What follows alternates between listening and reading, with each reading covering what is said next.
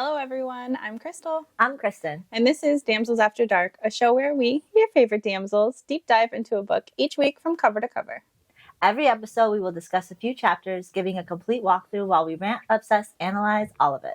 This week, we are continuing our favorite Harry Potter fan fiction, Manacled. And this week, we are covering flashbacks 21 through 25. No.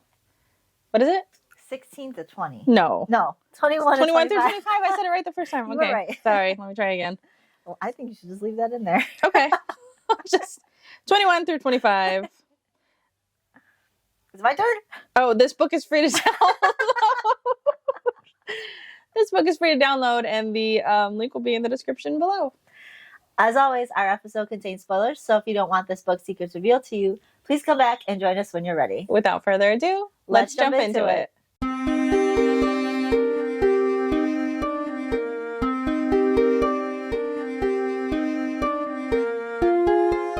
So, Kristen opted for her wand. Yeah, I want to hold on to it, this one. I asked her if she wanted to want to. She told me no. Yeah, I don't know. I'm waiting to see how you're going to incorporate your wand with your talking. I have no idea. Yeah. I have the magical ones, the ones that are like those, forget what they're called. They have like the little interactive things with them. Oh, yeah. We should play with them The one of official these ones? episodes. Yeah. Mm-hmm. I was going to bring them in and play with them and do crazy things with them, but like I don't have any of the interactive stuff in my room with it, so it'd be just stupid to have the one. Well, I mean, you've got that one. So here I am. How stupid I don't know, is man. that? How stupid is that? Yeah, here I got this one that does nothing. Yeah, I'm excited to watch this episode to see how much use this one is going to get out of it. I probably will, because there's a few things in these chapters that they're going on about. So it's like I'll probably start slapping things. That's what it will be used for now, just as slapping an anger. No. Yeah, there's a lot in this section. We say that every time. I know we do. But this episode, you're going to get a lot in here. Like a lot of things are happening, and it's really hot and heavy. These next 5 chapters. Yeah. Well, I would say all of them. I would say there's like one chapter in particular. The rest of them are kind of just like little information. Yeah, I feel weird about labeling it as a hot and heavy, because while it is, it's like the most depressing hot and heavy you're ever going to experience. True. Because we've read other books and it is really hot and heavy. This is more like, as she says, abrupt. Yeah, yes. And also there are parts in this book that are hot and heavy. Yeah. I don't think this one is one of them. I wouldn't say, I should say it's more like they got to the point. Mm-hmm. Mm-hmm. Whether you like the point or what the conclusion was is up to you to decide. But obviously, the conclusion of their tension has pretty much come to a finality, so to speak. Like they did the deed. They will, yeah. So I mean, I don't particularly like. I wish they would have done it on the day he was drunk. Yes. So I feel like this kind of sucks. It's like a disappointment in a way, but they did it. So yeah. So now you know. There is some, spice, but again, I don't know. It's weird. I think we'll talk more in depth to it about what it feels like. Yeah. Because we discuss it. It's emotionally heavy. It's not just like, oh, they did it and we reached our crescendo. No, I would say it's more like if you're expecting when they're going to do it or you're anticipating it. This is that episode that happens. We have arrived, but it's not really happy. It's not what you would expect. I expected it in the drunken scenario. I did, though. I'm happy it didn't happen. I'm happy how things eventually played out, like between them in the intimacy side of things. Yeah. Even though it's a lot of Hermione being just insufferable, but the road bump, like I wouldn't have wanted it to be while they were drunk. Like I wanted it at the time, but thinking about where this road goes, I'm glad it didn't happen then. I'm glad it happened this way, even though it's not great, but then it gets better. It gets better, but today's episode is going to be heavy. It had its purpose, and I feel like why she did it when she did it, obviously, we'll talk about it, but like there was a reasoning for the timing of it. Yes. And also I just think it's kind of shitty. It would have been less meaningful when they were drunk. Oh, no, I think it was very... I don't think it would have meant the same. I think okay, here's my feeling on it before we get into it real quick. I feel like it would have meant more because their guards were down. I'm like really using this. Yeah, you said you would, and you are. I talk with my hands, so I feel like this is a lot better than how I usually talk with my hands. But now you're all self-conscious of it, or aware of it. I should bring this with me to work. So I think their guards being down, it would have been more emotional, even though you could possibly blame it on being drunk. I feel like it's more emotions than their guards being down. I feel like in this scenario, she used it. She used it as ammo, and I don't like she that. She did, and that's why I don't like this part either. Like, this wouldn't be my romantic pick. No. But I like the like the fallout from it. Yes. It matters more, and if they would have done it when it was drunk, the fallout wouldn't have been the same. No, I don't think. I agree with you. I agree with you on that. This fallout needed to happen in order for us to get farther where we needed to be. So you are right. I do agree with you. I think it's just shitty. It's definitely used. Oh, same. Yeah, it's horrible. It's not good. It's not a happy time. So I guess we're just gonna go right into the next chapter, and it is Christmas Day, flashback 21, and Hermione is on her way to Shell Cottage because that's where all the Weasleys and Harry is spending their Christmas, and so she's outside the door, just like kind of getting herself together because she doesn't want to really go. Yeah. But then she gets in there and everybody's just like loving on her and she's just feeling all weird about it. And during this whole process, we're not going to get into too many details of her time spent there, but she is feeling really weird about being there. Everybody's happy, and her talk with Angela is what really clued her into why everybody's being happy. She's like, how could everybody be this way? And now she understands why. It's because Angelina had told her they're under the belief that they're going to win. And it's because of the thing she's doing. So she's really pissed off. And sitting here now understanding that the reason for this is Draco, her, and everything at Kingsley and Moody are doing. All the darkness that's going on that they don't want to acknowledge, they don't want to incorporate into their playbook. Like, all of that is the reason for their success. Yeah. Which they don't know and they refuse to know about. Exactly. And so they're all spending Christmas happy as can be at the expense of what everybody else is doing behind the scenes. And so Hermione's just dwelling on this, and then, they have their little, I think one of them kiss her, Bill or, it's either George or Fred. I think it's George, kisses her. Yeah. Real quick and tells her. Yeah, he says that they each drew a stick, and he got the short stick, and he had to kiss the person that saved his life, which I think is really telling. Like, you got the short stick to have to kiss the person that saved your life. That's not a short stick. That's pretty fucked up. Yeah. And the fact that he plays it off like it's a joke, like, I don't know, it's the same joke of like, she's not that important. It's I gotta kiss the woman who saved my life. I guess I'll just do it. Yeah, it's so fucked up. And then, like, in all of this too, she didn't get anybody presents. I think Molly gave her a sweater with the H on it, and it had a green color, which we're both wearing a green sweater. We are. That's pretty funny. Coordinating unintentionally. Again, yeah. Always. So her sweater's a green Slytherin color sweater, and Ron gets all upset at his mom saying, "You gave Hermione a green sweater." Slytherin green. Yeah, and she's like, "Oh, it's the same color as Harry's eyes. That's why I did it." Oh, okay. Fucking weird. Yeah, it is weird. But, so like then Hermione goes and gives a little rubber ducky to Arthur, who's sitting in a corner playing with the child's book. Yes, because again, he's stuck in the mind of a toddler.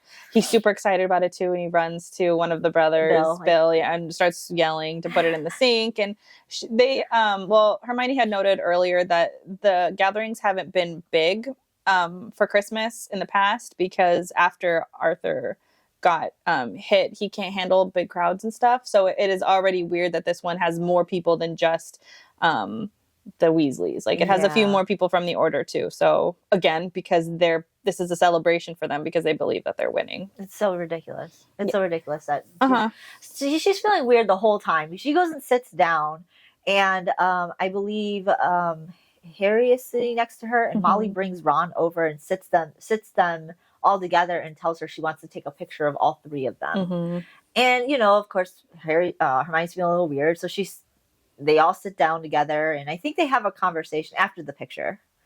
After the picture, I think they kind of have a conversation. It starts out they friendly. Wanted to go back the way it was and stuff like that. Yeah, it starts out friendly with them like teasing each other about just everyday things. Harry and Ginny not putting privacy wards on their door, which I'm glad she finally said something. Yes, I forgot about that. And Harry is apparently mortified because he didn't know, which whatever. How do you not know? How do you not know? I mean, you're just going to say, oh, it's Ginny's responsibility. Come on. Come on, guys. And then Ron, I think, doesn't like that. Like, he's just grossed out by this conversation, so he leaves. So it ends up being just... Molly takes him. Molly does take him. Yeah, I want to do a sibling picture. And so she takes him. And then it's left with Harry and Hermione. This conversation is intense. It's bad. Yeah. I mean, Harry starts it off real sweet. He's like, you're my best friend, essentially. Like, when this is all over, we're going to be a big family again. Like, this is what I want. This is what we're fighting for, this family holiday. And we're going to do it, Hermione. And something really breaks in Hermione at this moment, understanding that... Well, because he says he wants to be friends with her again. Yes. And she realizes that at the end of this war, they're not going to be friends. He's not going to forgive her for the things that she's going to have to do. And she's going to go to Draco anyway. Yep. So she just resigned herself to putting a fight with him to pretty much break from his friendship. She's doing what Draco does to her. Yeah. She that broke inside of her this idea that they're not going to be friends ever again. So she needs to make the decision that she needs to push him away. She needs to be a bitch and start throwing things out at him, which she does. And everything she says isn't wrong. So I'm glad that she does, because even though she's doing this purposely, like, these are things that needed to be said to him. It's amazing how the truth that she's saying is what ultimately she uses as a way to push him away. It's like, okay, if speaking the truth is what makes you lose your friendships, then you guys shouldn't. Speaking the truth should not make you guys separated or pushing each other away. But every time she speaks anything, the truth, it's just their friendship just goes. Well, because the problem is that Harry just can't handle the truth. Like, he can't handle the role that he's played, how he's treated Hermione. Every time he gets hit with any sort of reality of Hermione's situation, he calls her out. Oh, you don't understand, and you're not on the battlefield. The same thing that everybody does to her when she tries to bring reality to the situation. Just, oh, you just don't know, and you just don't get it. Yeah. And so, like, this whole conversation is exactly that. Yes. Except she gets a little bit more deeper into it. She starts actually throwing shit out there that she should have said a long time ago. But she told him, she's like, I just don't know how to be friends with you no more. Even after the war, like, I don't know how we're going to continue our friendship, because I would have, even if we would win with your way of doing things, I would still believe that we should have done it the way I wanted to, with using the dark arts. She's like, there's no amount of changing my mind. There's nothing that you could do to change my mind. And I'm going to stick to that. And then he got angry, saying that, you still believe this? So that whole conversation continued. And then she even said something along the lines of, but when I was in those meetings, in the order meetings, Ron called me a bitch and you patted him on the shoulder. Yeah. Like, that's not a friend. And essentially she asks him, right after she decides that she's going to pick this fight, she says to him, like, when have you been a friend to me? What have you been doing in these past few years to be my friend? I became a healer to protect you, and you abandoned me for it. She's 100% right. And then I want to say, he goes on this whole topic of conversation again about the love versus hate, and how she's just not listening to it. And every war before that, that's what they've learned, is that love is the one that trumps hate. And he says, you're not, she goes, you're pretty much letting people sacrifice themselves for you. And he goes, how dare you? I never asked anybody to sacrifice their lives for me. But, like, come on. What are you expecting? People are dying and you're not doing anything to change that. Yes. So, and I mean, to be fair to this quote for him, they're both viewing this two completely different ways, right? Because Harry has not asked people specifically to sacrifice themselves, but Hermione has sacrificed herself, and so have other people who have taken a sort of dark, hidden, underground order resistance. Like, those people who have taken that road are sacrificing themselves for him, and they know it, he doesn't know it, so, you know, he has not asked this of people, and he would not want this of people. I think if he knew that Hermione had the option to sell herself or not, like, he wouldn't have wanted her to do this. No, but he's being ridiculous. And so my definition of sacrificing, and I this is what I think Hermione's trying to explain to him. Sacrificing doesn't mean just dying. Yes. And so I believe he thinks that's exactly what it means. Sacrifice just means death. And sacrificing comes in all sorts of fucking ways. Hermione's sacrificing the person who she is. Yes. Because she has to hide things from him in order to make things, happen. But I think she has to hide things from him because he wouldn't want her to do this. No, but that's because he wouldn't have asked her of this. He's not asking people of doing this, so they have to find alternate fucking ways to do it. Yeah. If he was okay with people using the dark arts, he doesn't have to. But if he was allowing people and not shunning them for it, they wouldn't have to resort to these fucking means. Yes. And because of that, they have to sacrifice in all sorts of other ways to make up for the fact that they're not doing any of the other dark stuff. I think even worse. Yes. Because now she's having to pretty much sell herself for information. And not only her, but all of the other people who have done this as well. Yes. Oh, I 100% agree with you. So that's why I think that she's so adamant about making sure he recognizes that people are sacrificing. He's not understanding it just doesn't mean death. But he's never going to recognize that unless you actually tell him, because whether or not he thinks that it means death or other ways of sacrificing doesn't matter if you can't tell him what people are actually doing. If you can't have the actual conversation with him, he's not going to understand what you mean, because he doesn't understand. So unless you make him understand, he's still going to think what he thinks, which is, I'm not asking people to sacrifice for me. I almost think he does understand. I think he just doesn't think that that's the path. He understands that people would want that. I think he's so self-ingrained of his own motives and his own beliefs that he doesn't believe that even if it means your death or my death, it doesn't matter. You don't use it. Because you're stooping to their level. And it's like, no, you're not stooping to their level. You're protecting the people you love. And that's what she's trying to tell him. Yeah. You're no, because he's like, we're no better than them then if we do these dark arts. It's like, no, that's not true. But like, he understands. He just doesn't believe that that's right. Yes. And that's so fucking ridiculous. Which is weird because he also believes in a sort of sacrifice for love, but only if it's death. Yeah. He believes that your death for, because his mom died. So the death for the love is okay, but not something that he would ask of somebody. Not for protection. But not for protection, even though your mom's death was her protecting you. Yeah, it doesn't really make a whole lot of sense. So he would rather people die than defend themselves. Yes. It doesn't make any sense. And I think that if she would have challenged him more and actually said things to him, it may have been... Well, she used Colin Creevey. She used everything. I think she used everything at her disposal. Everything but the truth. I mean, Colin Creevey is the truth, but I want her to be honest with him. Oh, you mean like I need sell myself to Draco? To tell him people have made sacrifices. Now, I don't expect her to, but I know she's not doing this to convince him. She's doing this to make him mad, to push him away. We know that. So she's not trying to bring actual real conversation to him about this, but he's not going to change the way he's thinking, no matter what, unless you told him what was literally going on. He's not going to understand. Well, there is a part in the future that he is being told the truth. It's in this, I think it's in these 5 chapters. In these 5 chapters? I think it is. Something happens. If not, that's okay. We'll just talk about it later. But there's something that happens that he ends up seeing a spark of what's really going on behind the curtains. And he gets angry. Yes. So, like, even if you do tell him the truth, it's like it makes him more steadfast. Yes. There is no telling him the truth. He's never going to listen. Yeah, he's not going to listen. No. I think all he'll do is shun you away, because that's all he does. Every time Every time Hermione brings him some truth, he gets upset. Shuns. So, like, I don't feel like, even if he finds out the truth, he's just going to be like, no, you are wrong. You are wrong. And you made this decision, not for me. You made it for yourself. And so I don't think it would open up the curtain. I think he would just shut it faster. Yeah, I would like to give him the benefit of the doubt, but that's a rough one. I don't know if I could. I can't. I think he's a piece of shit in this. No, I agree. I think he's a piece of shit, but I also think he's just, I don't know. I want to give him the benefit of the doubt that if he really knew, but he doesn't know. He doesn't want to know. He's like everybody else that's in the order. He just wants. They're in the cult. And they don't want to see the light. And every time the light slightly gets shown to them, they're just like, blinders up again, get angry, close it. I don't want to know. Yeah, so after this whole ordeal of yelling and screaming back and forth, everybody's like looking at them. She's just like, fuck this, and she fucking leaves. And when she's out the door trying to collect herself, Ginny chases after her and tries to like tell her like, he just doesn't understand. I've tried telling him, it's hard for you. And I want to say...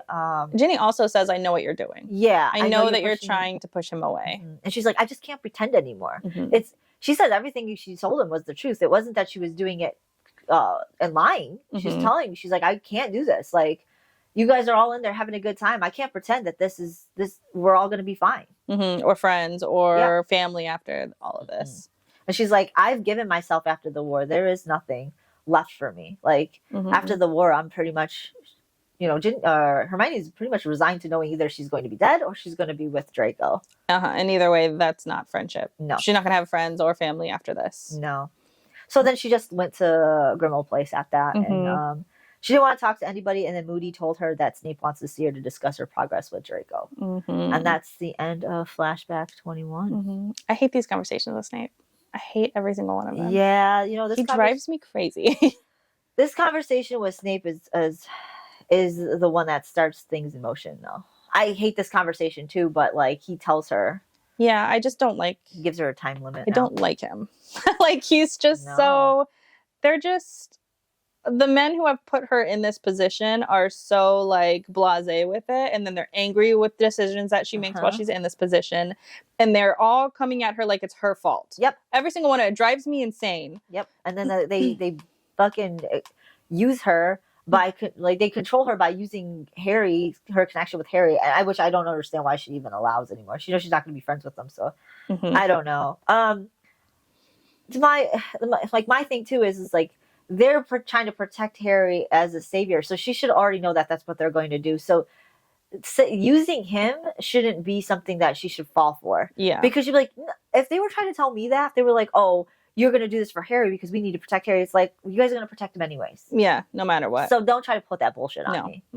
If you are waiting for me to protect Harry, then you're not really protecting him at all then. So like, fuck off. Yep. You're not going to use me you're not going to do that. No, I mean, I think we both agreed that after the conversation with Angelina, I would have been done. I would have been done with the Order. Oh shit, I don't even know if I would have gotten that fucking far, to be honest. But like, in this book, that should have been most people's fucking breaking point. I mean, I would like to think because she has some good points generally, like that is her best friend, but also the war needs to win for her sake as well because she is a mudblood. You know, if we're going with this is the reason for the war, so at the end of the day.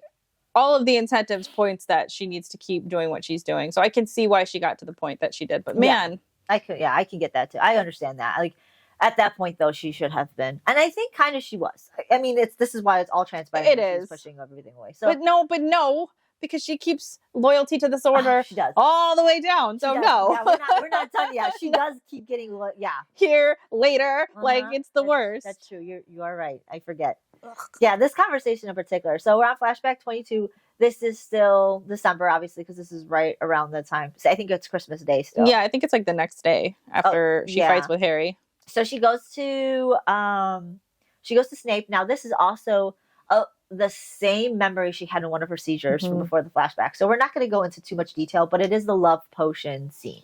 Yes, where he's brewing all these love potions. So if you remember, brief note on that.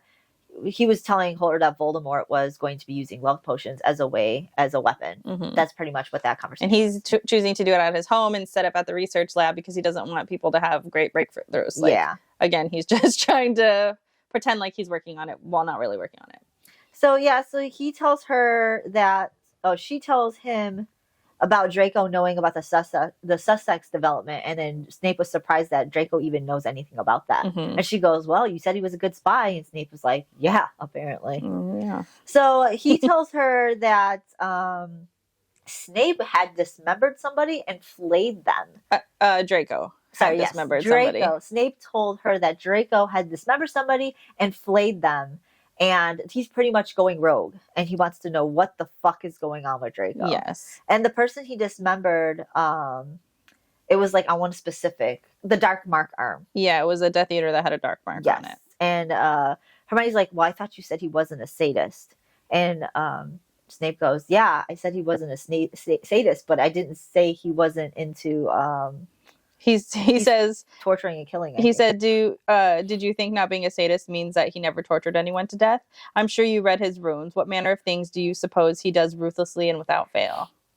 I love that. I do too. Whew, I don't know, man. Can you show me what things he does ruthlessly without fail? But also Snape says that he like again is reminding her because she's shocked. No, he wouldn't do this, blah, blah, blah. And he's like, what do you think he does when you're not with him? He's killing people. Like, that's what he does. And he's climbing ranks. And she's defending him. She's like, no, there's got to be a reason. Or no, that wasn't him. How do you know that was him? Yeah. Like, that could have been him. Why would, and then Snape goes, no, I know it's him because when I just dissected the spell casting that was on this Death Eater, the only person who could have done that I was the one who invented this, and I only told one person, that was you, and it was a containment spell. And he goes, you used that spell to contain his ruins, didn't you? Yep. Because she was doing that while he was awake. Yes. Before she put him under to do all this. Because she was trying to contain the dark mark. Poison. Yeah, or the poison from the dark mark. The poison from the runes.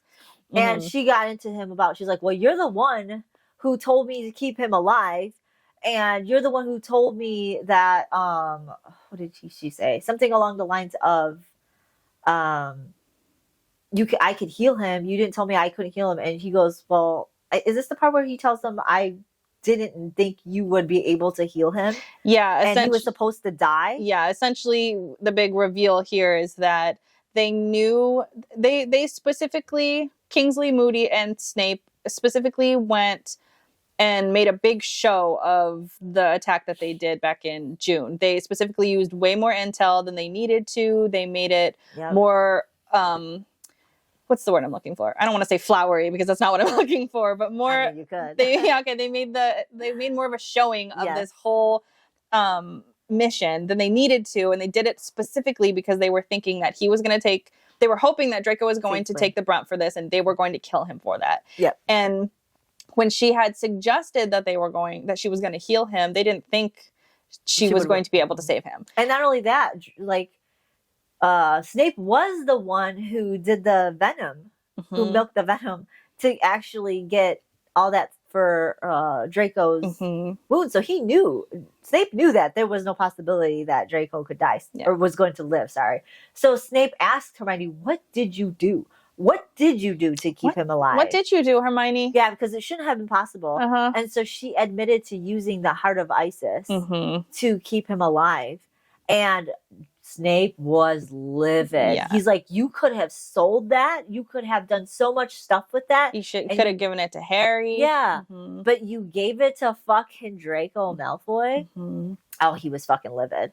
And she was livid right back. Like, I didn't sell it because what if I sold it and it got into Voldemort's hands? That's a good point. Yeah, that is a good point. And then, she could have saved it for Harry, but her rebuttal... Her rebuttal for that was that Draco saved more people than Harry ever had or was going to. So it was more advantageous to use it with Draco than it would have been to save it for Harry. Which agreed. 100% agreed. She was on point with that. I got hair on this. And I think he even said too that it was like the closest thing to the Philosopher's Stone. Do they get into what it is here? Can we talk about what it is? The Heart of Isis? Yeah, like what it actually does.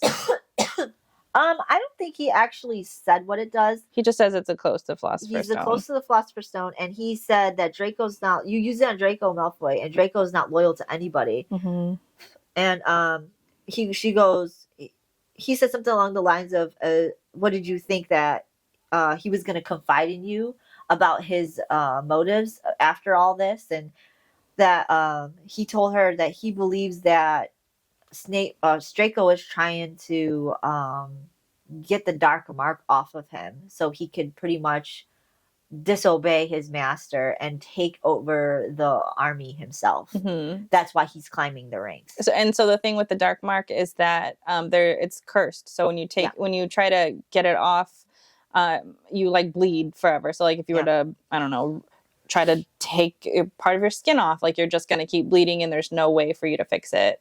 Or, so cutting your arm off, you'll continue to bleed. I want to say Hermione tells Snape, at this point, Draco is now ambidextrous. And Snape is just like, that sounds like somebody who wants to live, not die. Yeah, or somebody who's also trying to get their mark off. Yeah. Because I think Hermione even told Snape that he was actually planning on dying. That Draco is not planning on living. And then Snape was just like, obviously that's not true because he's climbing in ranks. He's trying to take his dark mark off. It looks like he's trying to take over the army himself because they believe that he's next in line. Well, the order believes that he's next in line to take succession. And that's what he wants. That's what he's trying to do. Yeah. So Hermione doesn't believe any of this. She thinks that there's more to the story. And so Snape tells her she's pretty much got to the end of the month.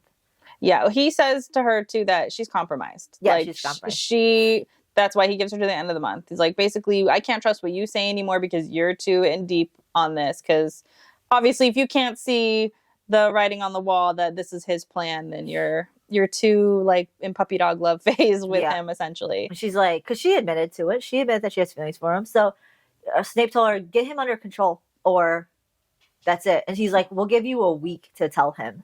Since you have feelings for him, we'll give you a week. And that's another thing Snape said. She's like, the reason why I let you... A month. He gives her a month. Oh, a week. No, he says... I said that wrong. He said he's going to tell her a week before so she can warn him. Yes, that when they're going to expose Draco. So that she could give him give Draco mercy, a warning.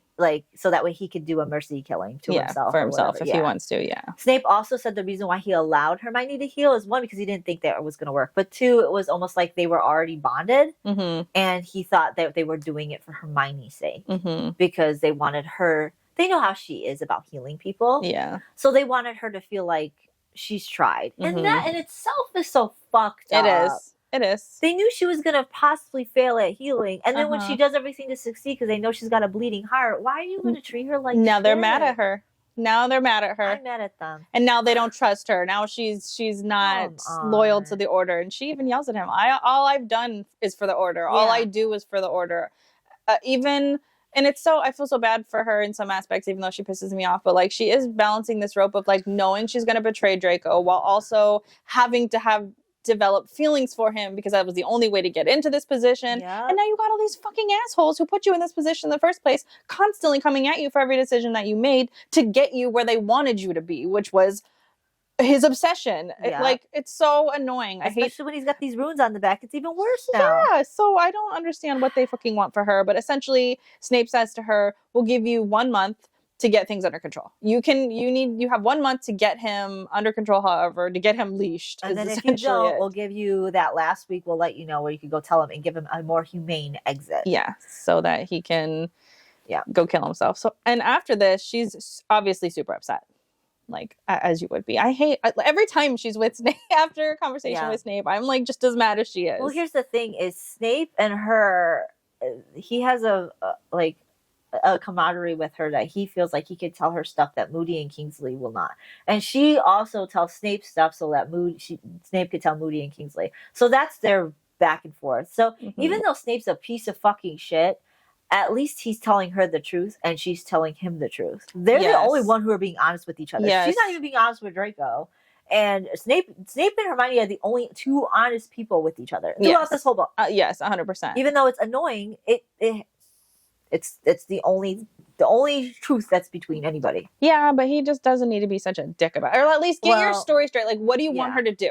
Yeah. Do you want her to go all in and get control of him? Because there's only one way to do that, as she's explained to him numerous times. But then he wants to be a dick every time she comes back. Says, look, I accomplished what you wanted me to accomplish. Here's where we're at now. Oh, I can't believe you fucking did what I wanted you to do. It's just... Snape is, always has been, and even in the Harry Potter books, and even in, this, he's always been an ass. Oh, yeah. He's just an ass. That's just who he is.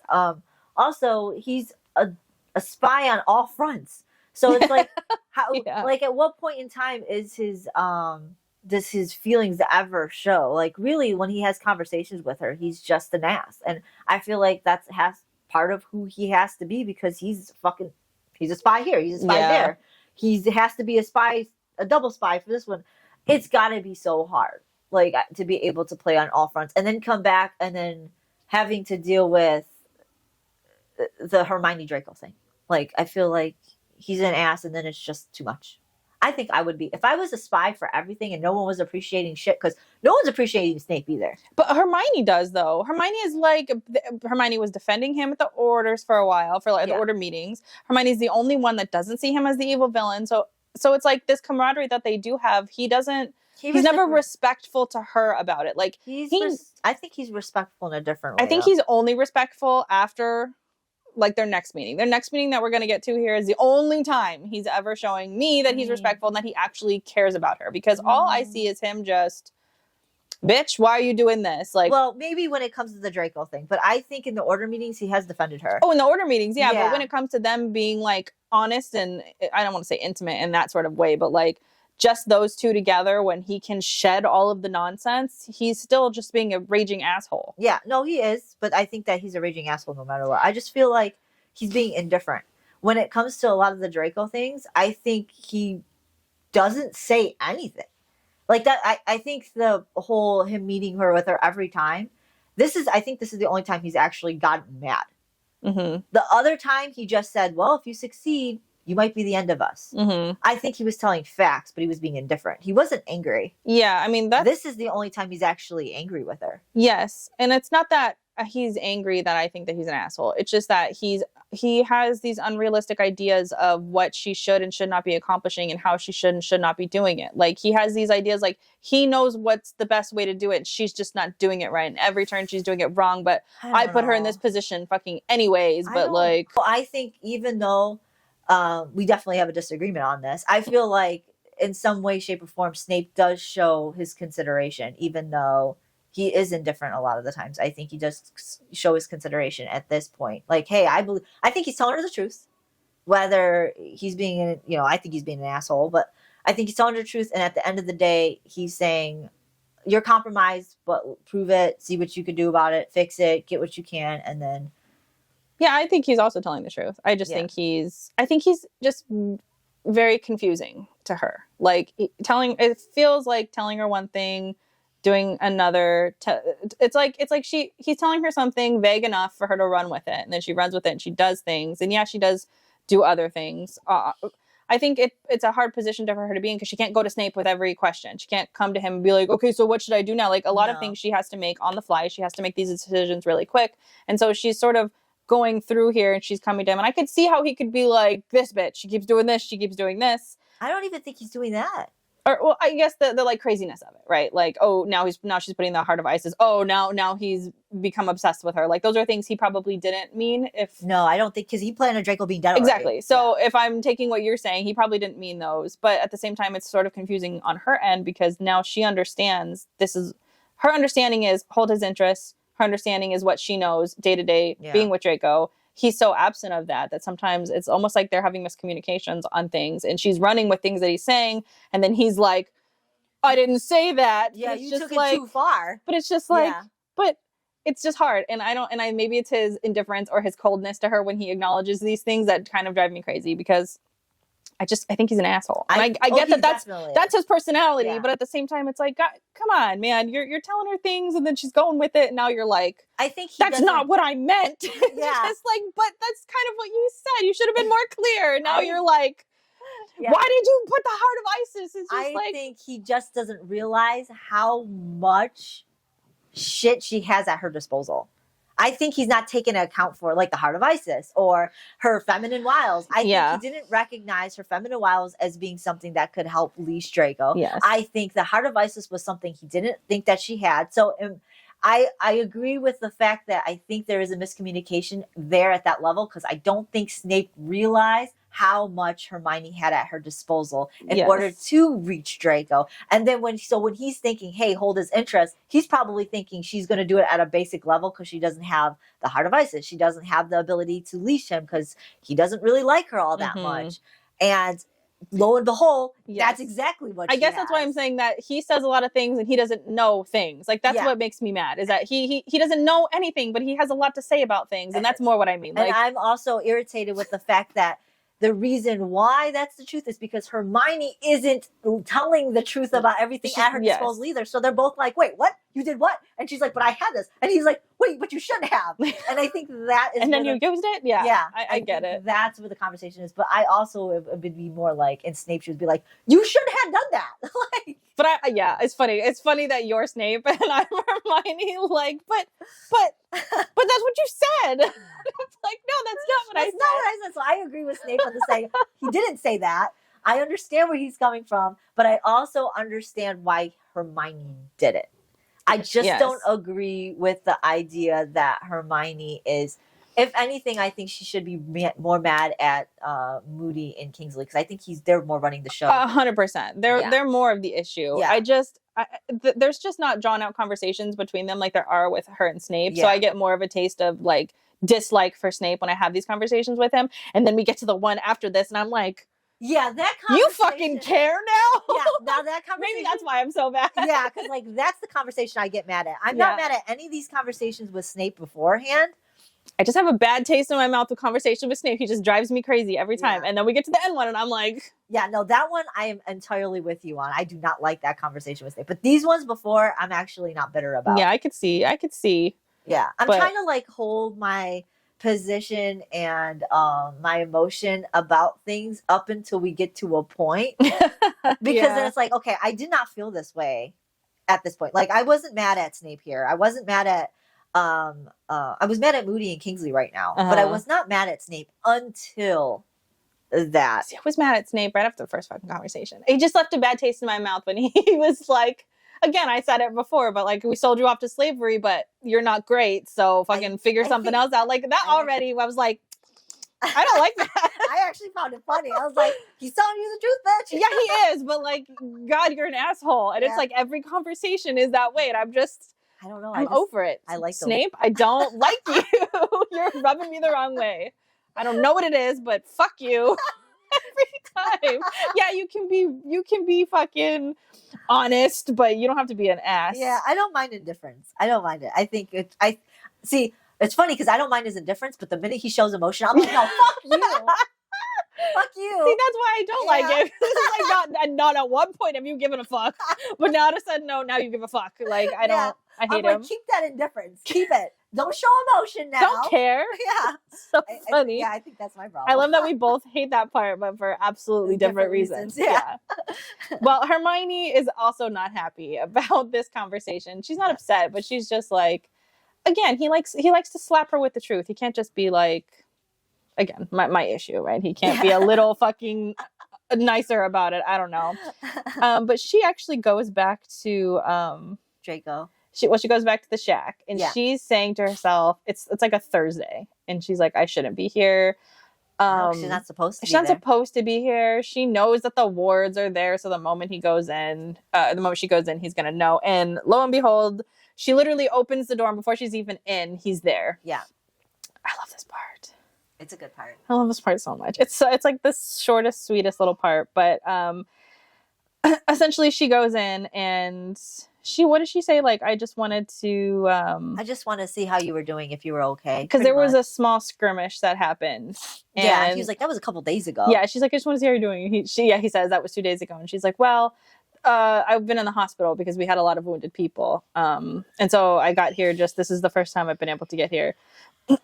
And she walks to him asking if he's all right. And then he basically is just like, Granger, tell me what's wrong. Yeah. Like, I know you're not just here to fucking see if I'm okay. Yeah. She says nothing. And then she starts running through the thoughts about everything Snape had said about like his hands and that he'd killed people. And she also makes this great comparison about thinking about these hands that have touched her, that have aroused her, that have also murdered and flayed somebody. Yep. Which I just love that. That just like recently too. Like Snape said it was like a couple days ago he just did that. Yeah, so 1 minute he's touching up on Hermione, and the next he's slaughtering other Death Eaters. I love it. Yeah, I do too. She doesn't seem to not like it though. No. She just thought it, and is still lingering there with them. But anyways, she starts to back away, and he takes her by the hand, and he jerks her towards him, and then backs her up into a wall, which is just I know, it's so sexy, so hot, so fucking sexy, and then like. He like really close to her face and shit like that. I love it. I love it. And trapping, so like he traps her against the wall, but also with his body. Like, so he's not just like, they're like together, just very intimately together. And then he says, since when have you worried about me? And she says, I don't know. He laughs and he's like, and now you suddenly can't help yourself. Oh my goodness. And then basically Hermione says that she wanted to see him. He asked why. She told him that she was worried that one day something might happen to him. And of course, he's like, obviously super, I don't want to say superstitious was not what suspicious. Yeah. So again, he goes really close to her, inches from her, and he laughs again. And he asks, this is goodbye? Yeah. And she's like, no. And she drops her head and like rests it on his chest. And she just says, don't die, Draco. And I think he was quiet for a minute. And then he rests his head on her head. Yeah. And I think this is when she starts to like, I think he draws himself away from her like a little bit, and I guess looks at her and he goes, only because you asked. Mm-hmm. And then Hermione just keeps on thinking about how he was innocent. He didn't deserve any of the shit that was happening to him, or what Voldemort would do to him if he was exposed. And he just kept asking her continuously, what's wrong? Like, what's wrong? And she still was just making all sorts of excuses. And she kind of just backpedaled from just like trying to answer that question. And then he told her, he's like, okay, well, you can't just come here if nothing's wrong. You're activating wards and you're going to risk exposure of me. And if I just come here for no reason, I have to make excuses for why I left. Mm-hmm. And then it's going to put him in the position where he has to decide what's an emergency and what's not when she comes into there. And he doesn't want to have to do that. Yeah. And she goes, I'm sorry. I won't do this anymore. I promise. And he says, well, you've given your word. I'll trust that you keep it. Mm-hmm. And she nodded and vanished. And he was still like staring at like leaning against the wall, like staring at a spot on the floor. So that was the end of Flashback 22. And then Flashback 23, still in December. So, like, this is, like, really the last few weeks of December. It's, like, all the shit that's going down. And so Hermione and Draco, they meet up, I think. So that was Thursday. They meet up every Tuesday. So the Tuesday, they pretty much he gets in there with just a t-shirt and trousers. Oh, my God. And she's just, like, looking at him.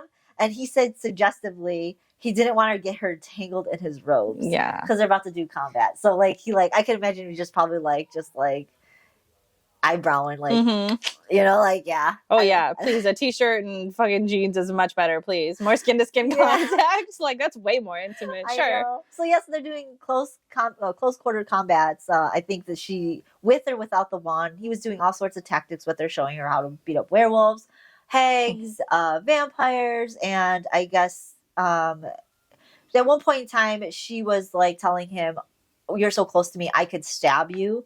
And he goes, that's great. We should practice with knives. He'll bring his set. And she's like pretty much noticing that he's in like a really good mood. Like overly affectionate. Yeah. Yeah. Like he was helping her up off the ground and stuff like that. And when she asked him like what was going on, why he's in such a good mood, and he says some French word. What is it? I think it's joie de vivre. It essentially means joy of living. He said maybe it's that, or I suppose, or maybe just unexpectedly fond of sitting on you. Because, of course, they're, like, grappling on the ground and stuff. Yeah. Essentially, he's trying to teach her to do things other than just, like, static fighting movements. Like, he wants her to, like, scratch and claw and bite because these vampires, werewolves, all these things are going to come at her. She just needs to not worry about anything other than like being clever ways to get out of situations. Just fight dirty is what he's pretty much saying. Fight dirty. Like you aren't going to be able to overpower these beasts. It's not going to happen. Sometimes you won't have your wand with you, or they'll bum rush you and they're not fighting you from afar. The best thing to do is fight dirty. Mm-hmm. And she goes, well, slapping worked rather well on you. And he goes, if you're attacking a 13-year-old, by all means, slap him. I love that so much. He's like, yeah, genius. That's fine. So, like, right after that, he starts lunging at her, and they go back to continuing training. And she's getting frustrated because obviously, like, he's getting the upper hand, but they're getting like close and intimate, and he keeps like pinning her down and getting on top of her. And there's this one scene too where he is on top of her, and his knees are like between her legs, and he's trying to be like a werewolf or whatever. And she's trying to buck him off, but she's like grinding up against his leg, and he like freaks out and like stops and rolls off of her. And he's like, if you're ever fighting a werewolf, I would recommend not doing it that way.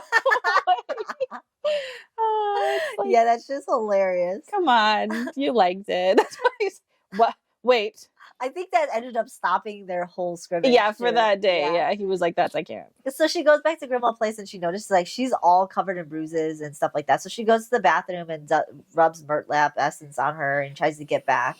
Reviews her notes on Draco, and she's still trying to figure out like what to do because this is weighing on her mind. These whole times that she's meeting up with him, it's pretty much weighing on her mind what to do because we're talking weeks. Weeks are going by, and she only has 4. 4, yeah. Mm-hmm. So like it doesn't say how many weeks pass, but they go back into training again, and she's still distracted, and he's pretty much telling her like, "Is there any point of training you at this point? Because you're not paying attention. Mm-hmm. You're obviously distracted." And he's, she says too, she's like, "Yeah, I don't see the point in this anymore." And he's like, "I thought you didn't want to die." And he just keeps asking her what's wrong. And she says, "I am tired of this war. I'm tired of trying to save people and watching them die, or saving them and then watching them die later. I feel like Sisyphus, trapped in a cycle for eternity. I don't know how to get out, and I don't know how to keep going anymore." And then he asked her what happened about doing all this for Ron and Harry. And she says, "The price is getting steeper." Mm-hmm. Yep.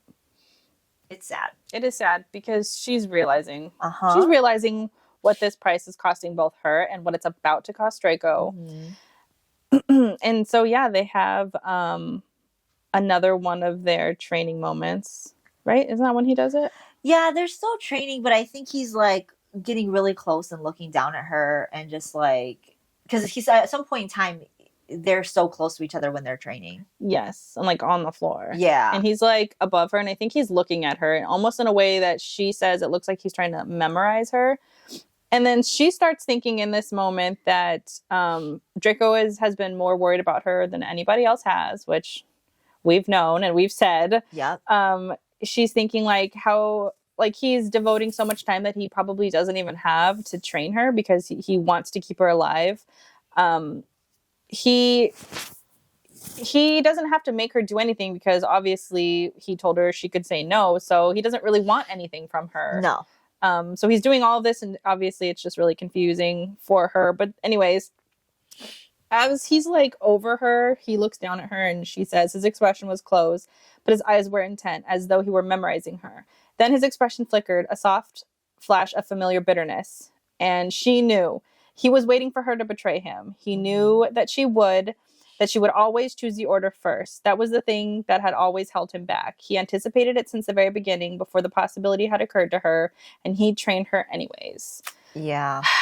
So, like, she's just getting into her head at this point. Yeah. Like, as she should be. She should be mentally suffering for this because I agree. It is so heartbreaking.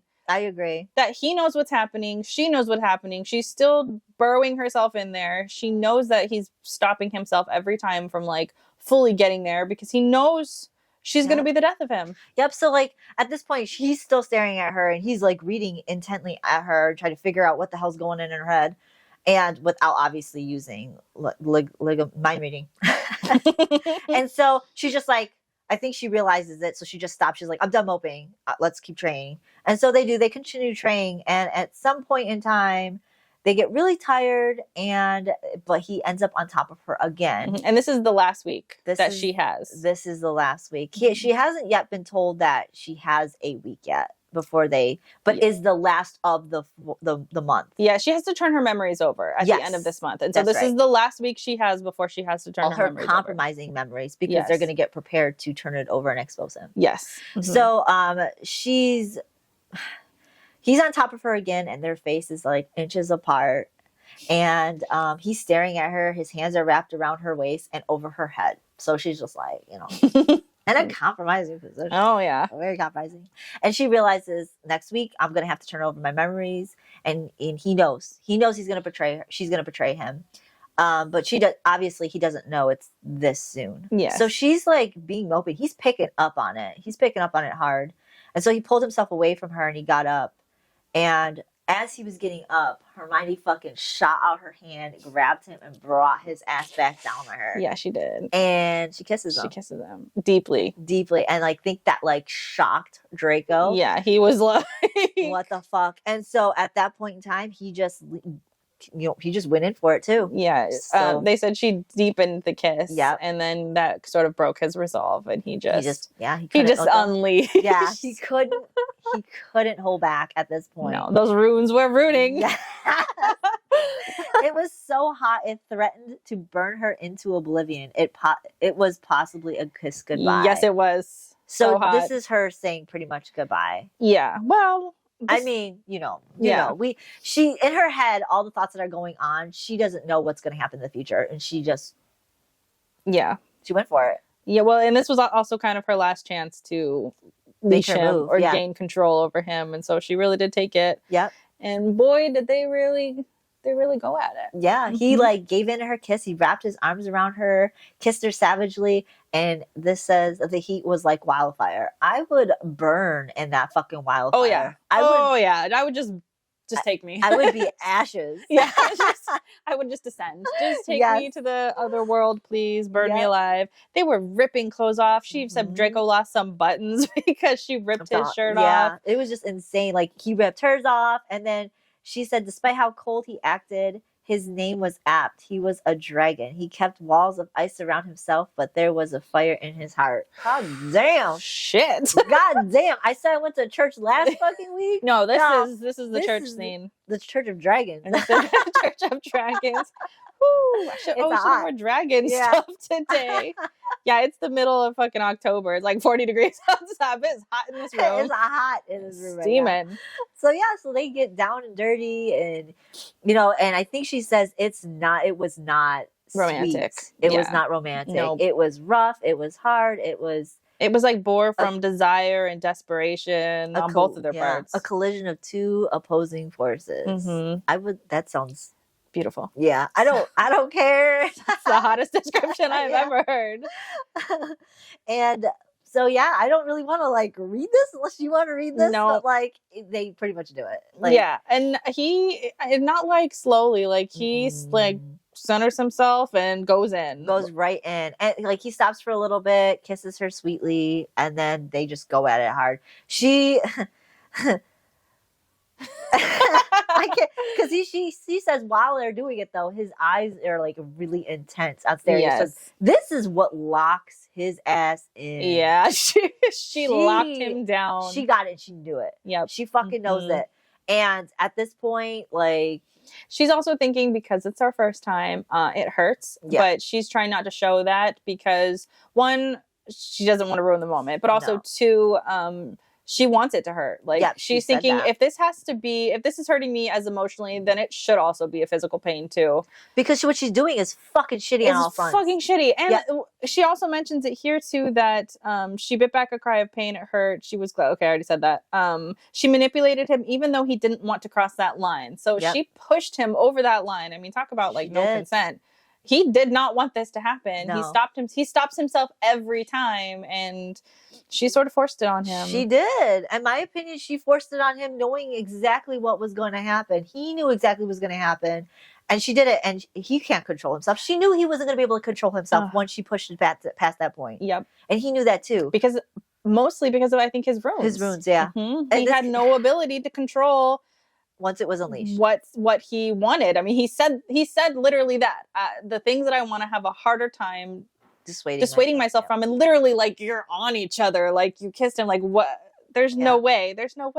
And which is an interesting flip because, I mean, it's not exactly an essay, right? But at the same time, neither was it when he was perpetrating it in the beginning. So we have the same kind of dynamic where she's forcing him to essay. And he was forcing her to also essay. So now you know that these ruins are what these ruins are doing to him, or what now he's feeling in a sense.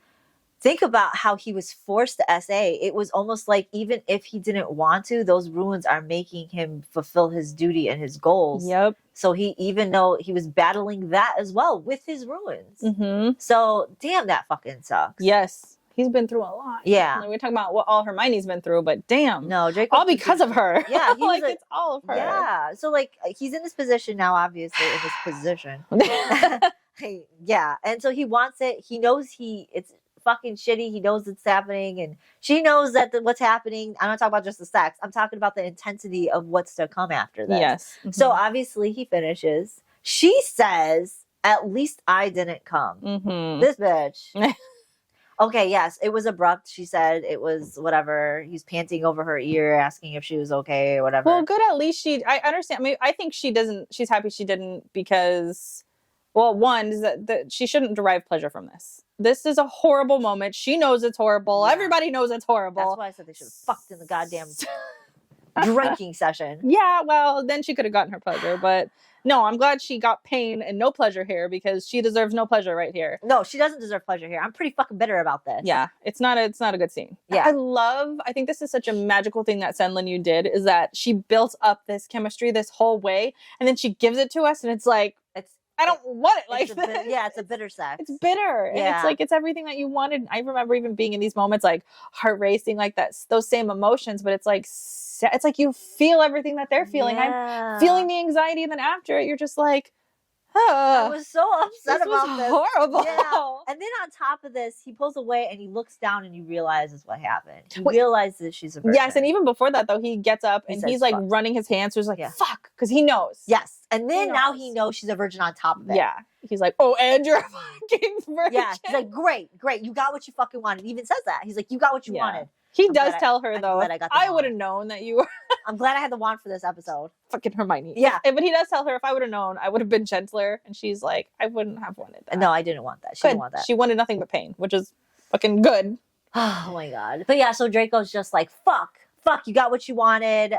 Aren't you glad that you leashed your pet or whatever he says? I don't remember what he says. He even like puts his hand over his mouth too and is just like looking at her like shell-shocked. Yeah. He says, we got this whole quote in here. He says, you seem pleased. Because she kind of does a stupid little fucking expression. Well, she says she slaps her occlumency walls into place.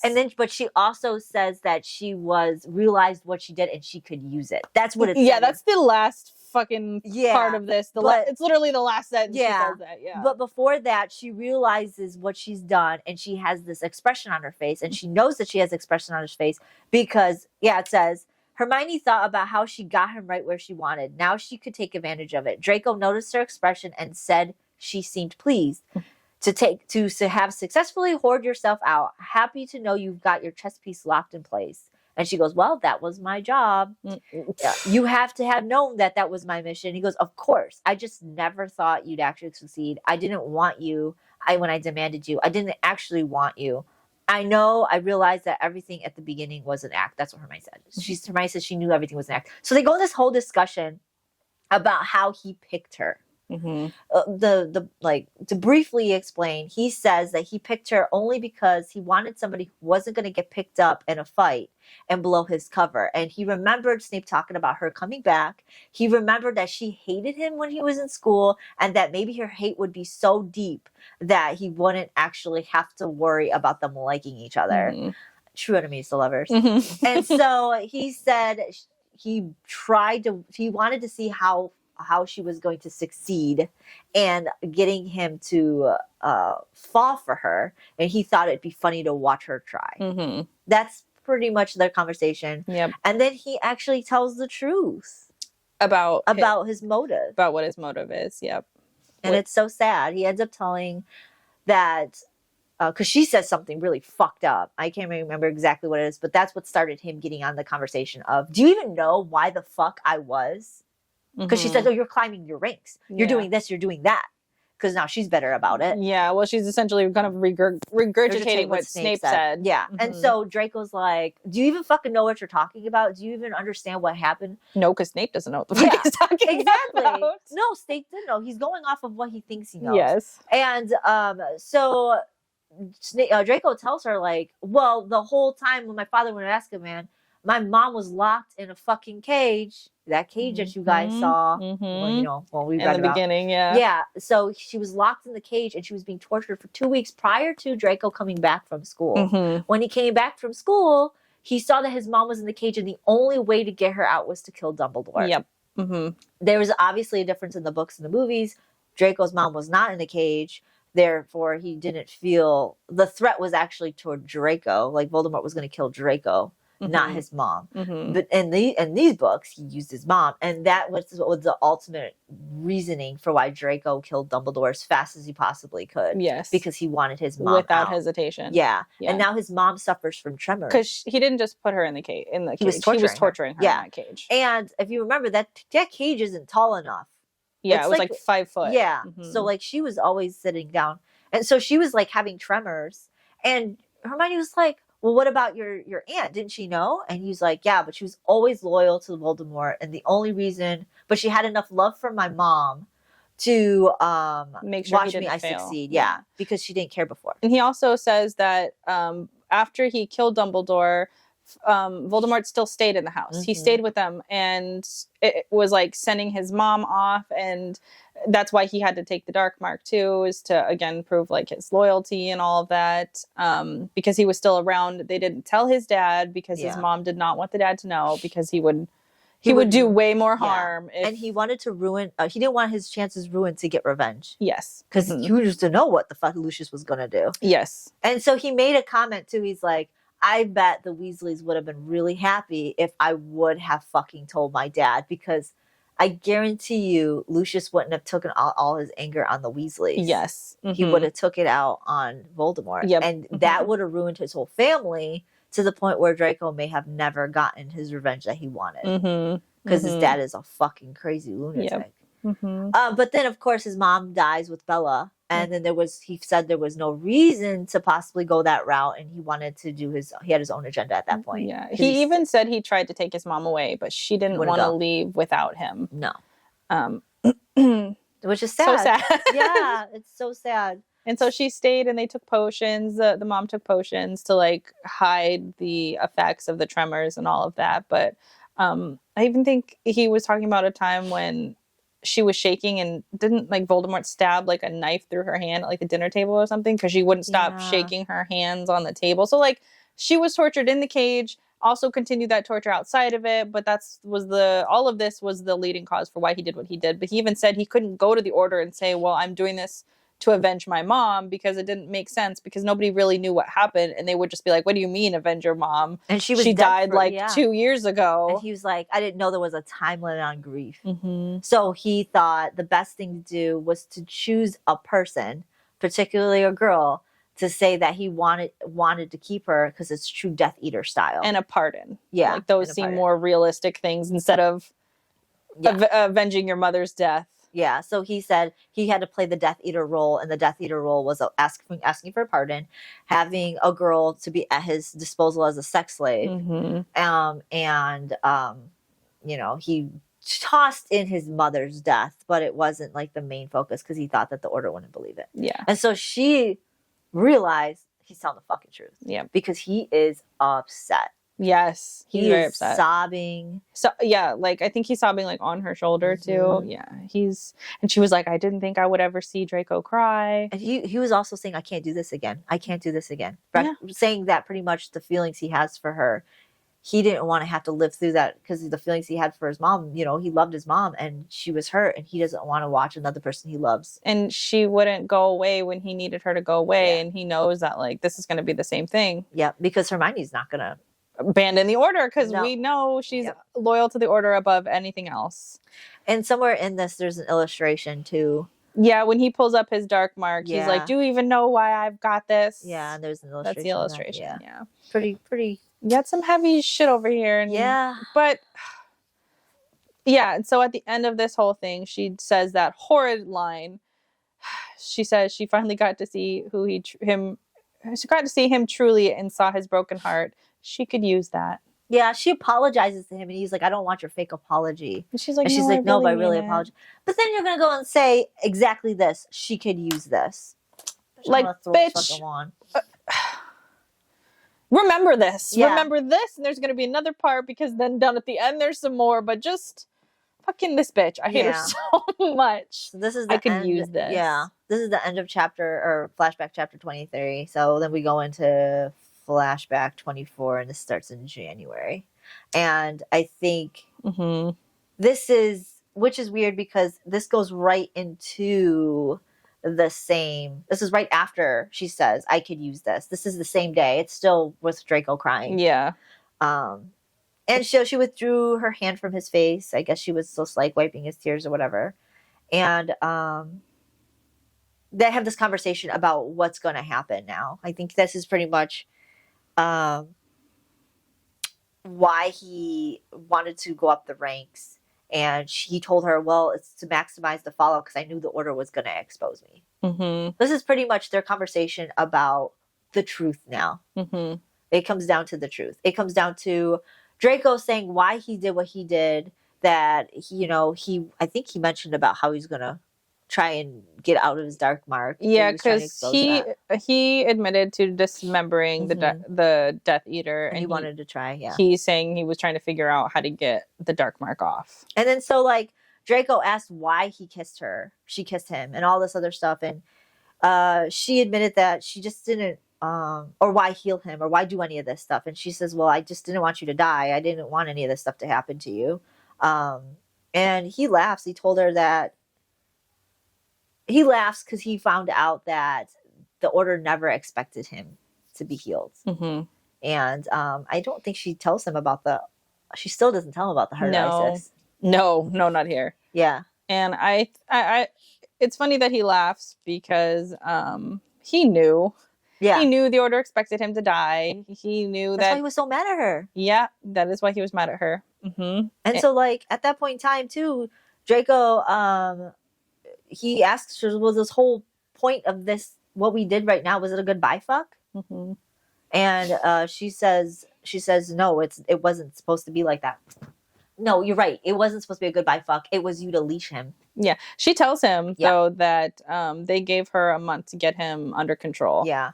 And so that's why he asked if it was a goodbye fuck, because I don't know why he doesn't think he's under her control. Yeah, he knows. I mean, I think he does know, because at this point they have a conversation about the unbreakable vow. Hermione asks why he didn't do it, and he goes, well, I didn't intend on it. It wouldn't have mattered, because everything I was giving you anyways would have already exposed me. So it wouldn't have mattered. You were getting everything. So... And we know why he was doing it. So he didn't need an unbreakable vow for that. Yeah. So now he's pretty much saying, she's like, I know you feel these things towards me, but I can't choose you over the Order. The Order will. And he's like, I know. Fuck you and your Order bullshit. Fuck you, Hermione. God damn it. Yeah. And so like, I guess they started to like lessen their hold over each other, because I think they were holding each other. And I think he resigns to dying, because again, they're having this conversation after she tells him I had a month to do this, and so then he asks her later down this conversation what's to come of her when he dies.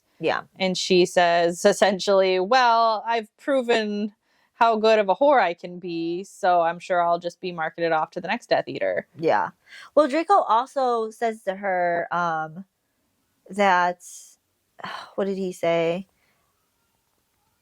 That what was it? Something about how she mattered. He says something along the lines of everything that he does, and Hermione realized that everything that she didn't matter. In fact, just made it worse. Like, because he already planned on dying. The Order wanted him dead. It wasn't like the only reason why he's doing the things that he's doing now is to possibly get past the fallout of what was happening. So Hermione just realized, she's like, fuck, I just fucked everything up. I just made it worse. I just made it worse. And it comes down to, like, everybody's trying to play their own agenda. She's playing her own agenda. Draco's playing his own agenda. Kingsley's playing her own agenda. Moody, fucking Snape. They all are. They all have their own agenda. Harry has his own agenda. Like, and that's, no one's working together here. No, nobody's on the same page about what's going on. So so Draco is upset now that she's marketable. Yes. He is not happy to learn that this girl that he does like is going to be given to some other dude. And then Draco tells her to stop joking. And she's like, I think you forget, like, you had, the agreement was before and after the war, like, there is no other plan. There's no other plan. And also they've already, like, replaced her. They don't need her. Now, literally, that's her next job, her next mission. go trap the next Death Beater, especially because she's proven that she can do it. Yeah, I mean, they didn't say that that's what they're going to have her do. No, they didn't. I mean, it makes sense. It does make sense. I mean, look at what Floor's doing. Yeah, like, come on. She proved her feminine wiles. Yep. So why wouldn't they utilize that again? Yep.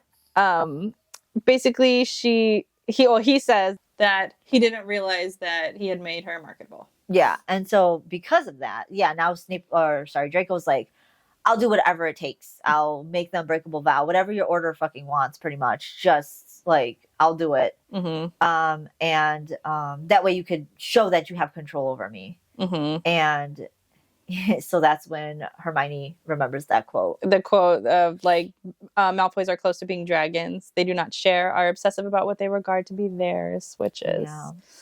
He flipped real quick. He's like, wait. I don't want to die. No. No, I don't want to die now because now I have something to protect. Yes.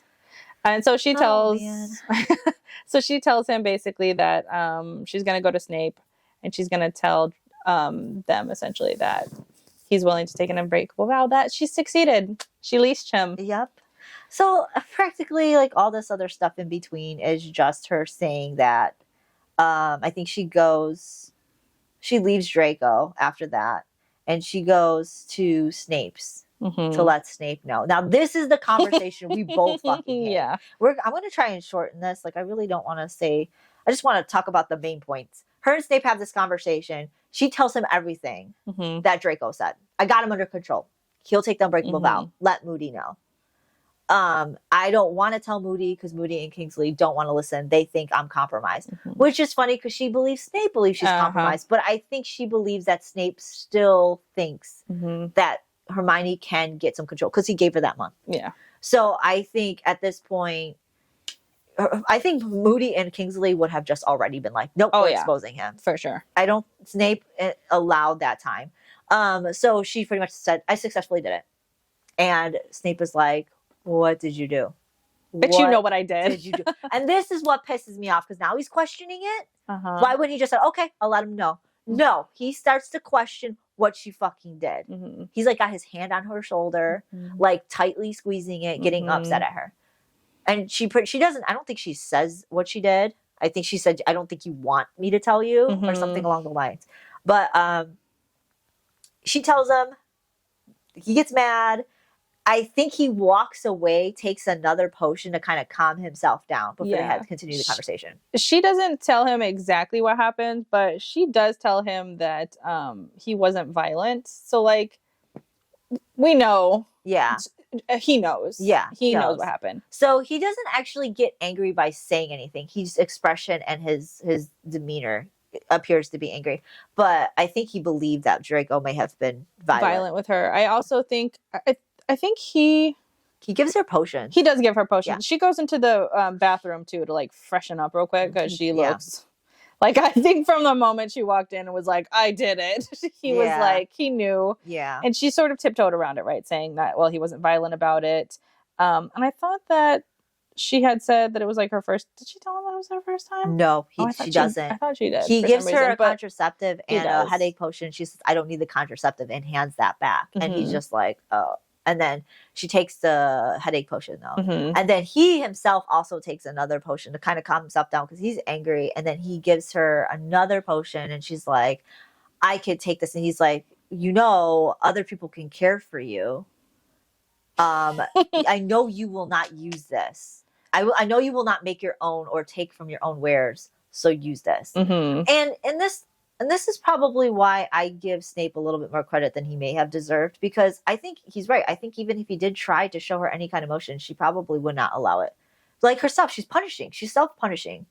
And she wanted it to hurt. She wanted this. She wanted that. She doesn't care when people want to actually care for her. And she says all the time, too, when anybody does try to ask her what's wrong, she always kind of pushes them away. Says, I don't want this. I don't want this fake, this pretend to give a shit about me. She even says it in I think a few chapters before. So like when Snape is trying to, I disagree. I do not think he should show any emotion. I think he should continue his indifference. Yeah. I don't even think he should ask what she did. Yeah. But when he does, she's just like, yeah, well, because this was just the wrong time to do it. Like it was after. I agree. He like now you're like, yeah, I'm so sorry.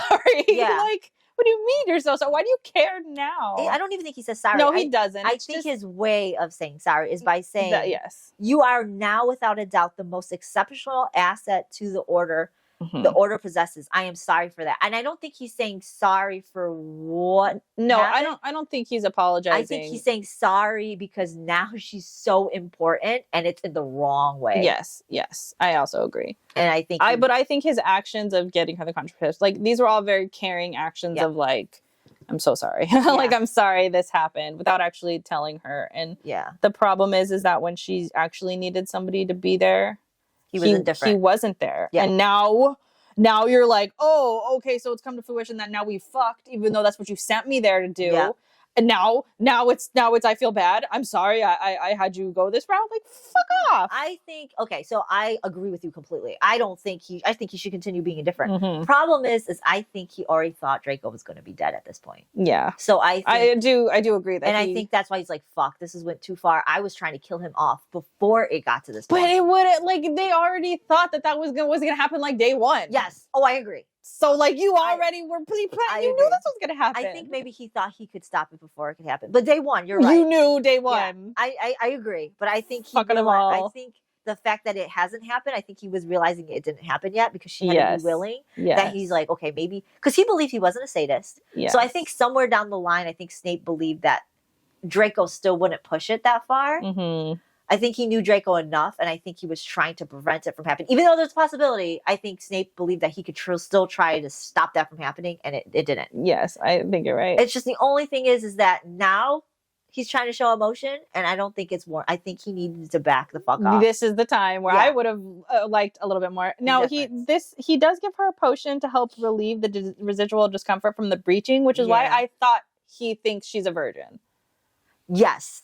Yes. So maybe she didn't say it outright, and I think that's also why he's being extra. He's like, I'm sorry, this is your first time. And it's just like, get the fuck out of here. You sold me for this to be my first time. Yeah. But okay, so he gives her a potion for the breaching, which is like the worst way to even say that. Yeah, because she doesn't mention it. How he figured it out is really fucking weird. He probably, I think it would not be too far of an estimate to be like, he knew her in school. She's kind of nerdy, and then she went off to train. Like, I think it's not unreasonable to be like, she's probably a virgin. Yeah.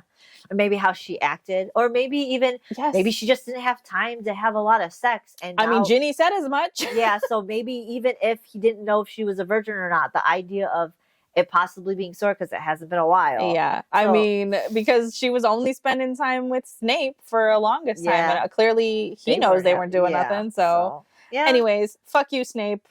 So after this, I think they have a whole conversation. It goes straight into the bond. Yeah, so Snape goes and tells Moody. Yeah, next week the Moody goes and takes Hermione over to Whitecroft, and Draco is not even looking at her. Nope, he stands. It was like their first day of meeting all over again. It was super, in my opinion, cute. Yes. Draco was standing at the door, moved over, let them come in. They were bonded. They said what the bond is. The bond is Draco is to aid the Order in defeating Voldemort to the best of his ability, and after the defeat, promise to never claim his power or to become the Dark Lord. So it is to prevent him from doing what the Order thought he was going to do, which was take over after Voldemort's dead. Yep. And then afterwards, Draco tells Hermione to go so him and Moody can have a conversation. And Hermione leaves. Yep. And that's the end of Flashback 24. And we jump into Flashback 25, which goes right into February. And they realize, at this point in time, I think she's at Grimmauld Place, and it's very quiet, and people are like ushering in, or no one's ushering in because the safe house was compromised, and a Patronus was sent there, and unexpectedly in the middle of the night, and it said the safe house was pretty much compromised, and by the time anyone had any idea to go over there and try to save people, they were dead. It was too late. Now this is where I get aggravated with Harry and his bullshit, because apparently this is it. I guess Harry and Kingsley had a huge argument because in order for them to try and even get into the safe house after it was compromised, they had to use dark magic to get in, and Harry was furious. They had a whole argument, a whole fight, and it set up the whole Grimmauld Place being on edge because of it. Yep. Like, what does he want? I don't understand. I'm furious about this. Yeah. I am so mad at the fact, like, people are possibly alive in there because they were trying to bring people back. And Hermione said anybody that came back was either dismembered or so savagely injured that Begging for no death. one was saved. Yeah, no, everybody died. But you, God forbid, you fucking use dark magic to get in someplace, not even to kill anybody. Yeah, even though you should be using it all around, like not so liberally as the Death Eaters, but fucking damn, I hate him so much. Infuriating reading that. I was mad. So, anyways, right after that whole thing, Hermione goes to the shack with Draco. Like, I don't know, I guess their next meeting. Yeah, they're practicing with their knives this time. Yeah, and they're not like. I guess Draco's always like looking over Hermione, like to make sure she's alive. Yeah, to make sure she's okay. Yeah. She's fine. But like they don't really talk or anything. No, he's being still pretty cold. Like he's not happy. He had to take this fucking dark mark. He likes her now. Like he's just a little bit bitter and sad right now, which I 100% agree with him. And every time Hermione tries to talk to Draco, it's just like he's just getting even colder and more on edge. And I think pretty much the only thing that's happening during these visits is like they're training and they exchange papers because now Moody has actual like homework for Draco to do, tasks for him to complete. Yeah, because now he's controlled. Now he's an order member now, and he is controlled. And so that's pretty much the bottom line of their meetings. I don't think anything else really happens. No, I think on one of the last ones, on the third week of him essentially not looking at her, not speaking to her. As he's leaving, she goes to grab him by the wrists and she just says like, can you just look at me? Yeah. And he jerks his hand away, asking her if this wasn't enough. Does she want something else? She told him that she was sorry. And then he says this amazing line: perhaps someday when I have time, I can make a list for you of all of the things that apologies don't fix. I love that. I love that. It's what she fucking deserves. It is what she fucking deserves. I'm so glad that he's given it to her too. Oh yeah. And so like she is feeling this void now because she likes him. She does, obviously. And she's betrayed him, even though it was knowingly betraying. Like, I don't even know if it's a betrayal because it was all along what he knew she was going to do. And she knew that was her job. It was known. Yeah. It's still in my eyes a betrayal though. It is a betrayal because she used those runes to push him over the edge, to take him to a place he didn't want to go. Even though the whole time they both knew that this was going to be a thing that she was trying to accomplish. Yes. It was always her goal and he knew it. I still feel so betrayed. I do too. It's fucking, it's how could you do this to my man? I know. Like, that's really what it comes down to. You are such a fucking, you are a bitch. Yeah, you are a fucking bitch. Like, you can't. Whatever. But he just leaves too. I think he says that, gives her shit. She just poofs right on out of there. Yeah. And I guess like she's in her room contemplating life right now, like where the status of everything is. The order members, specifically Ron, Harry, and somebody else, is going to like try and go to Hogwarts and get this other Horcrux because that's the only one, and they keep on just trying. So that's the bottom line. I guess they have a meeting about it, and Hermione's in there. I think at one point too, and she tries to tell her, "Is this the meeting?"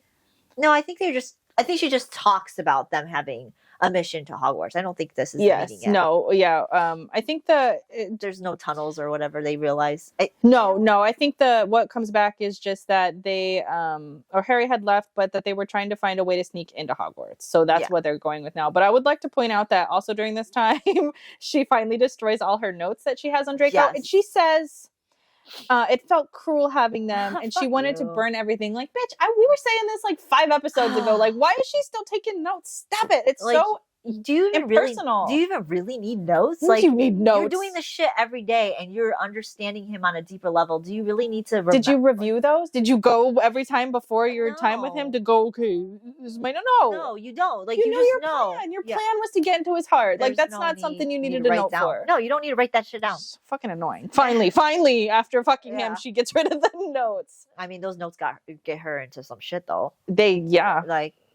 Whatever. We'll talk about that later. But so yes, now they're going to, they have to form a plan to get into Hogwarts because they think another Horcrux is in there. And that's what Harry, Ron, and some other dude is doing. And I think another person. But yeah, so that's what's happening right now. So she knows that when she goes in her room, Harry's not going to be there. So she goes to her room, and this is that memory that constantly replayed prior to the flashback. Of Ginny crying. Yes, Ginny is like in tears. So we're not going to discuss the whole Ginny in tears thing because we already know that part. But finally, she gets her answer as to why Ginny's crying. Yep, and it's because she's pregnant. Yeah, and Hermione's flicking. I was about to say, freaking out. Hermione had a freak out. Because think about it. You had provided her those contraceptives. And they're from her own wares, mind you. Yes. And she just fucked Draco. Like, not long ago. Yeah. So she's like, oh shit. She's trying to focus on Ginny. Like, oh shit. Back of her mind, she's like, oh my God. Oh my God. I need to calm down. I need to be here for Ginny. Yeah. But... So she's asking Ginny, was like, did you use a contraceptive? And Ginny is finally telling her, no, I didn't. I only used it when fucking Harry was here because it tastes like shit. So when Harry he surprised me. Yeah.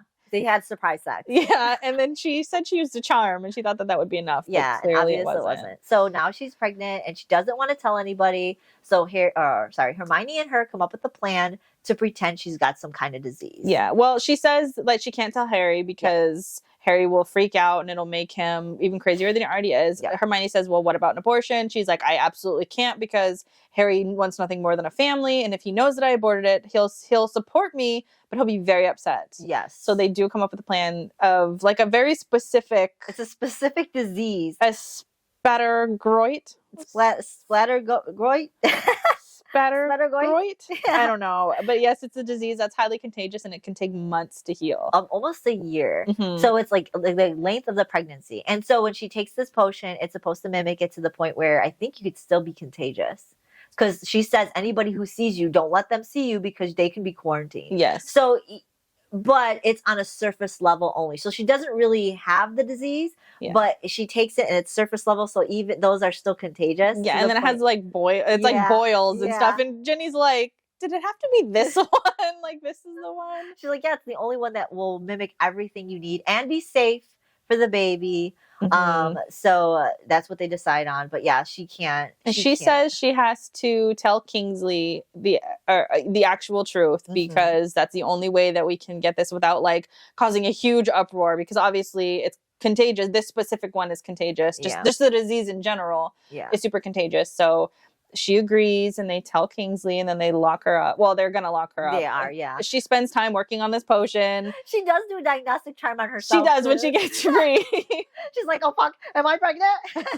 Does a diagnostic charm. Which is funny because the same threat that we're faced with in the beginning of this, of her getting pregnant, is the same thing that she's having. Even if it's just for a brief moment, but like still. Yeah. So yeah, she finds out she's not pregnant. And she's thankful about that. And she's like, okay, now that I'm relieved, I can now completely focus on the Ginny situation. Yeah. So while she's doing this, she figured it out. She's quarantined. Everything's, good. She gave Ginny the potion and said that she's going to have her take it overnight so that in the morning she wakes up with it.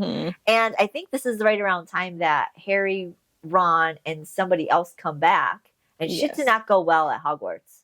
It did not go well. No. So I think they tried going to the tunnels. Like everything is like Hogsmeade, the place that everybody would go to outside Hogwarts, is completely razed to the ground, burned and shit. And so all the tunnels are not accessible. They tried and it's completely closed. They tried through the Black Lake. The Black Lake also, like, I guess, tripped some kind of alarm, which got them caught. One of them were drowning, and Harry tried going after him, and Ron stopped Harry, and Harry is super upset about it. Yes. So somebody died. I don't know who this person is. So it's unimportant. Yeah, I didn't put it in here. But so at this time too, another person got attacked. Well, prior to the Hogwarts thing, Padma and her sister, Pavarti. I thought Pavarti was their last name. Patel is their last name. Yeah. Patel's last name. So Padma and Pavarti, their sisters, they went foraging, which Hermione usually does, and they got attacked by a harpy. Yeah. And one of them lost a foot. Yeah. Padma lost the one that's actually the healer. Yeah. Lost her foot and it could not be fixed. So now she's lumping around. Yeah. All fucked up. This is why you need to train more than a couple healers fucking the order. Yeah. Yeah. So now she's all fucked up. Her sister's all lacerated. And Dobby is now responsible for Ginny's care. He's the only one that can go in there. And I think Hermione's allowed to go in there too. But of course, nobody else is allowed to go in there. Yeah, shit is just going down right now. Yeah. So the ended up result of the Hogwarts thing is Harry, Ron, Tonks, and Luke. I forget his name. Remus. Yes. The werewolf guy. And Tonks is his wife. Are now going back to Hogwarts to do another mission to find a way to get in. And Hermione was in this meeting and told Harry, told everybody, by the way, Ginny contacted this disease. And it was freaking out. And I think they already have another 100 people quarantined too. Yes. Like, because anybody who is close to her. Yeah. And so Harry is trying to like, can I go see her? Can I go see her? And Hermione is telling him, sorry, Harry, I can't break the rules, not even for you.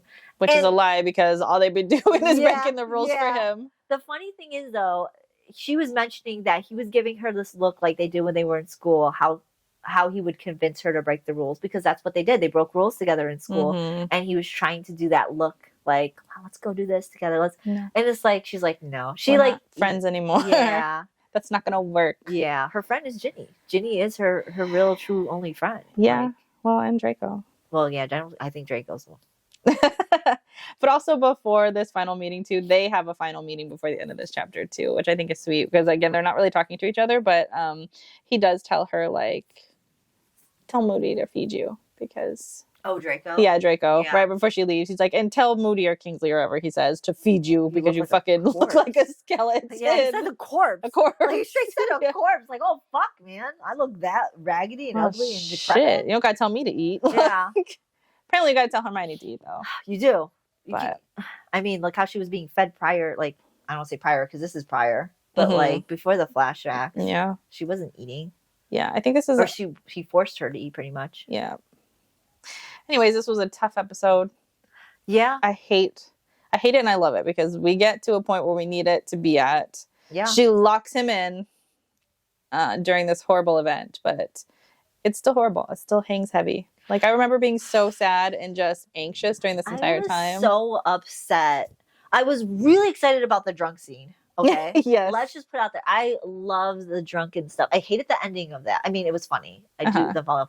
But like, this part right here made me so upset. This was not the sex scene I was wanting. This is not the sex scene. And that's why I like that she did it this way. Even it's so horrible, but you give us this beautiful build up, this beautiful slow burn, and then you give it to me and it's like, wait. Yeah, you didn't give it to me. You gave it to me, but you didn't give it to me. And it's not even gross. It's like heart-wrenching. Like, you give me what I want, but you rip my heart out while you give it to me. Yeah, it was shittily fucking felt. Let's put it that way.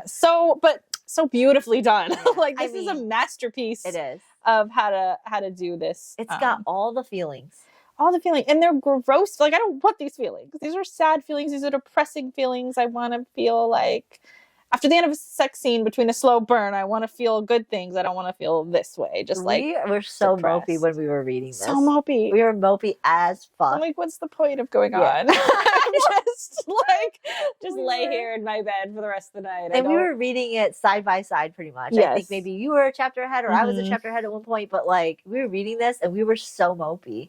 And like, I think it was a nice sunny day out. I think we were reading this in the summer. I think so too. Yes, yeah, or like spring to summer. Yeah, yeah. This is the best time to read this book. I think. It's funny because one of my friends was reading, not ACOTAR, but the second one was at Court of Night and Fury, whatever. I don't know. She's like, I'm so depressed. I'm like, girl, you don't know what depressed is. I think it was around this time. I was like, you don't know.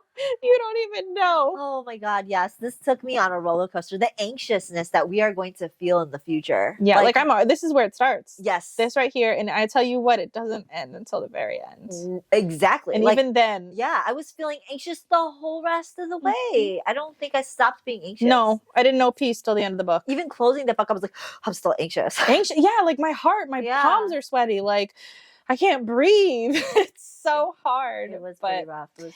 So if you are on this roller coaster with us and you want to continue, we will be here next week to do 26 to 30 flashbacks. Yes. Woo! I got that.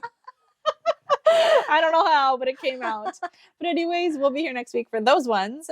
We are on all the socials. We are on TikTok, Instagram. What else is there? YouTube, Spotify, Amazon Music. Why do I always forget them? I don't know. There's a Facebook in there too somewhere. Yeah, I'm barely on it. Yeah, I don't know.